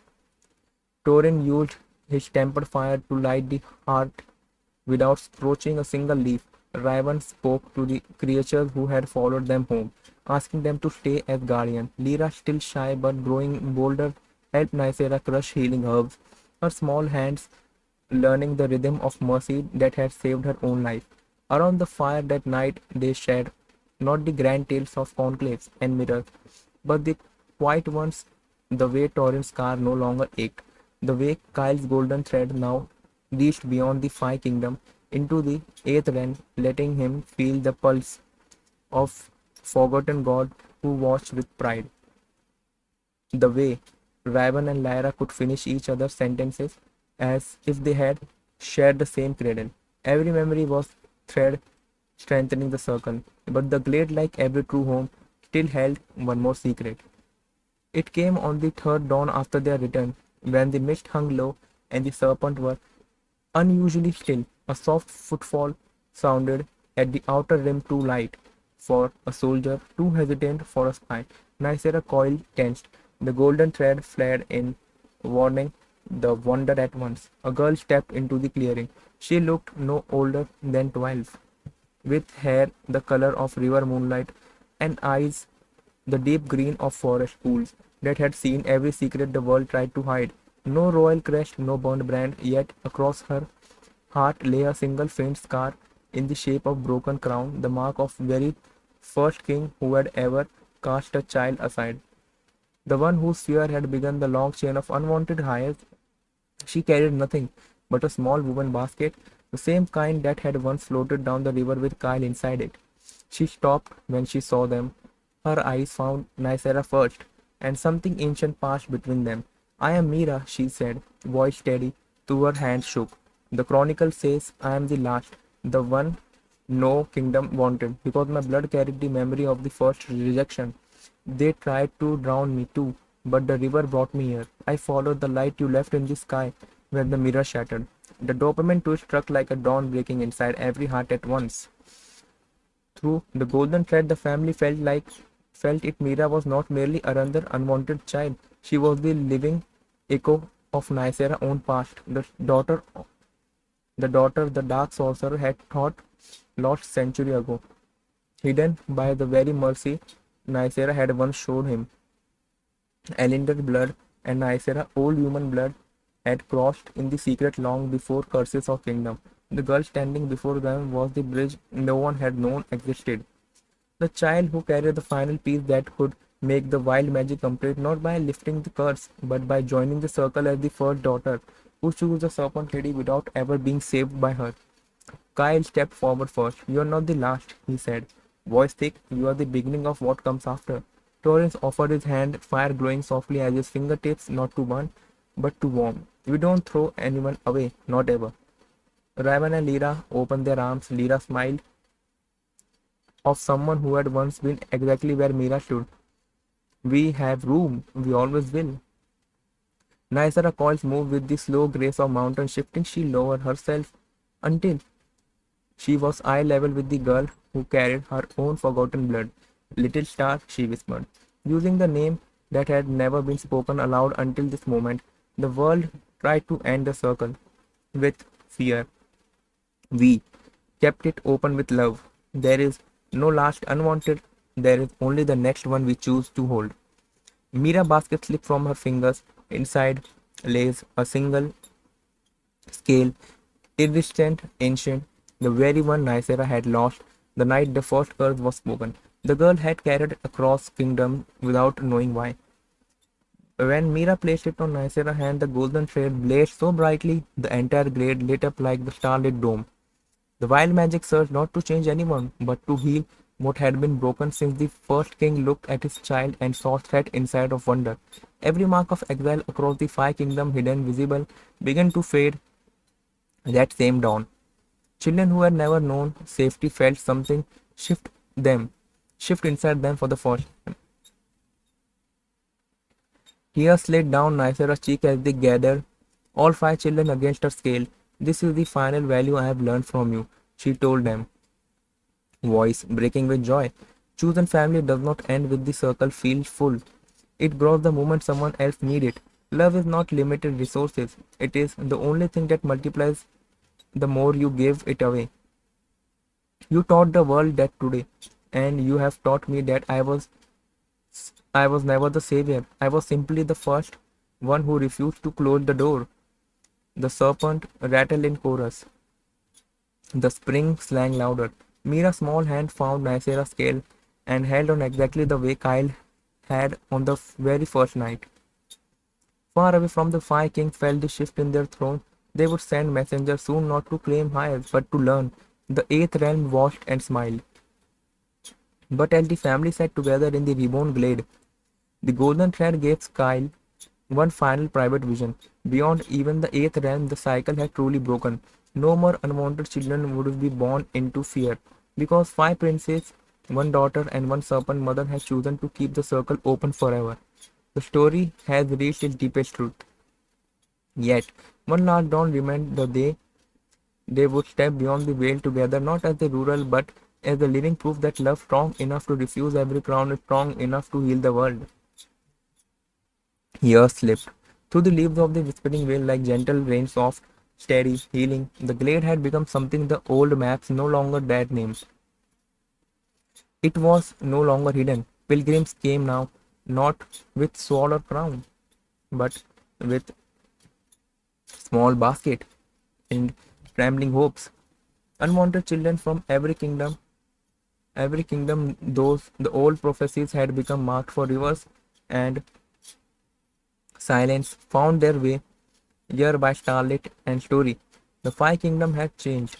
Slowly at first, then like a river finding its true course. Mark of exile faded from skin and from memory. Laws were rewritten in the quiet hours after fireside tales of a serpent mother who chose scales over palaces. Kyle was 20 now, tall and steady as the oak he had once carved shield beneath. Torrent 17 moved with his quiet strength of fire that had learned it did not need to roar to warm the world.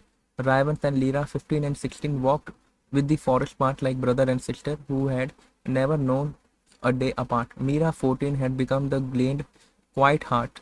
Her river moonlight hair braided with moonbloom, her voice the one that welcomed every new arrival. Nicera watched them from the cottage doorway, her coiled sun warmed and eternal. The keeper of the unwanted had been true to their word. The wild magic flowed stronger than ever. Yet she remained exactly as she had chosen. Serpent from the waist down, mother from the heat up, from the heart up. Some night, the old curse tuggled at her like a half remembered dream, offering legs and mortality, and the chance to walk beside her children in marble hall. She always smiled and let the dream dissolve.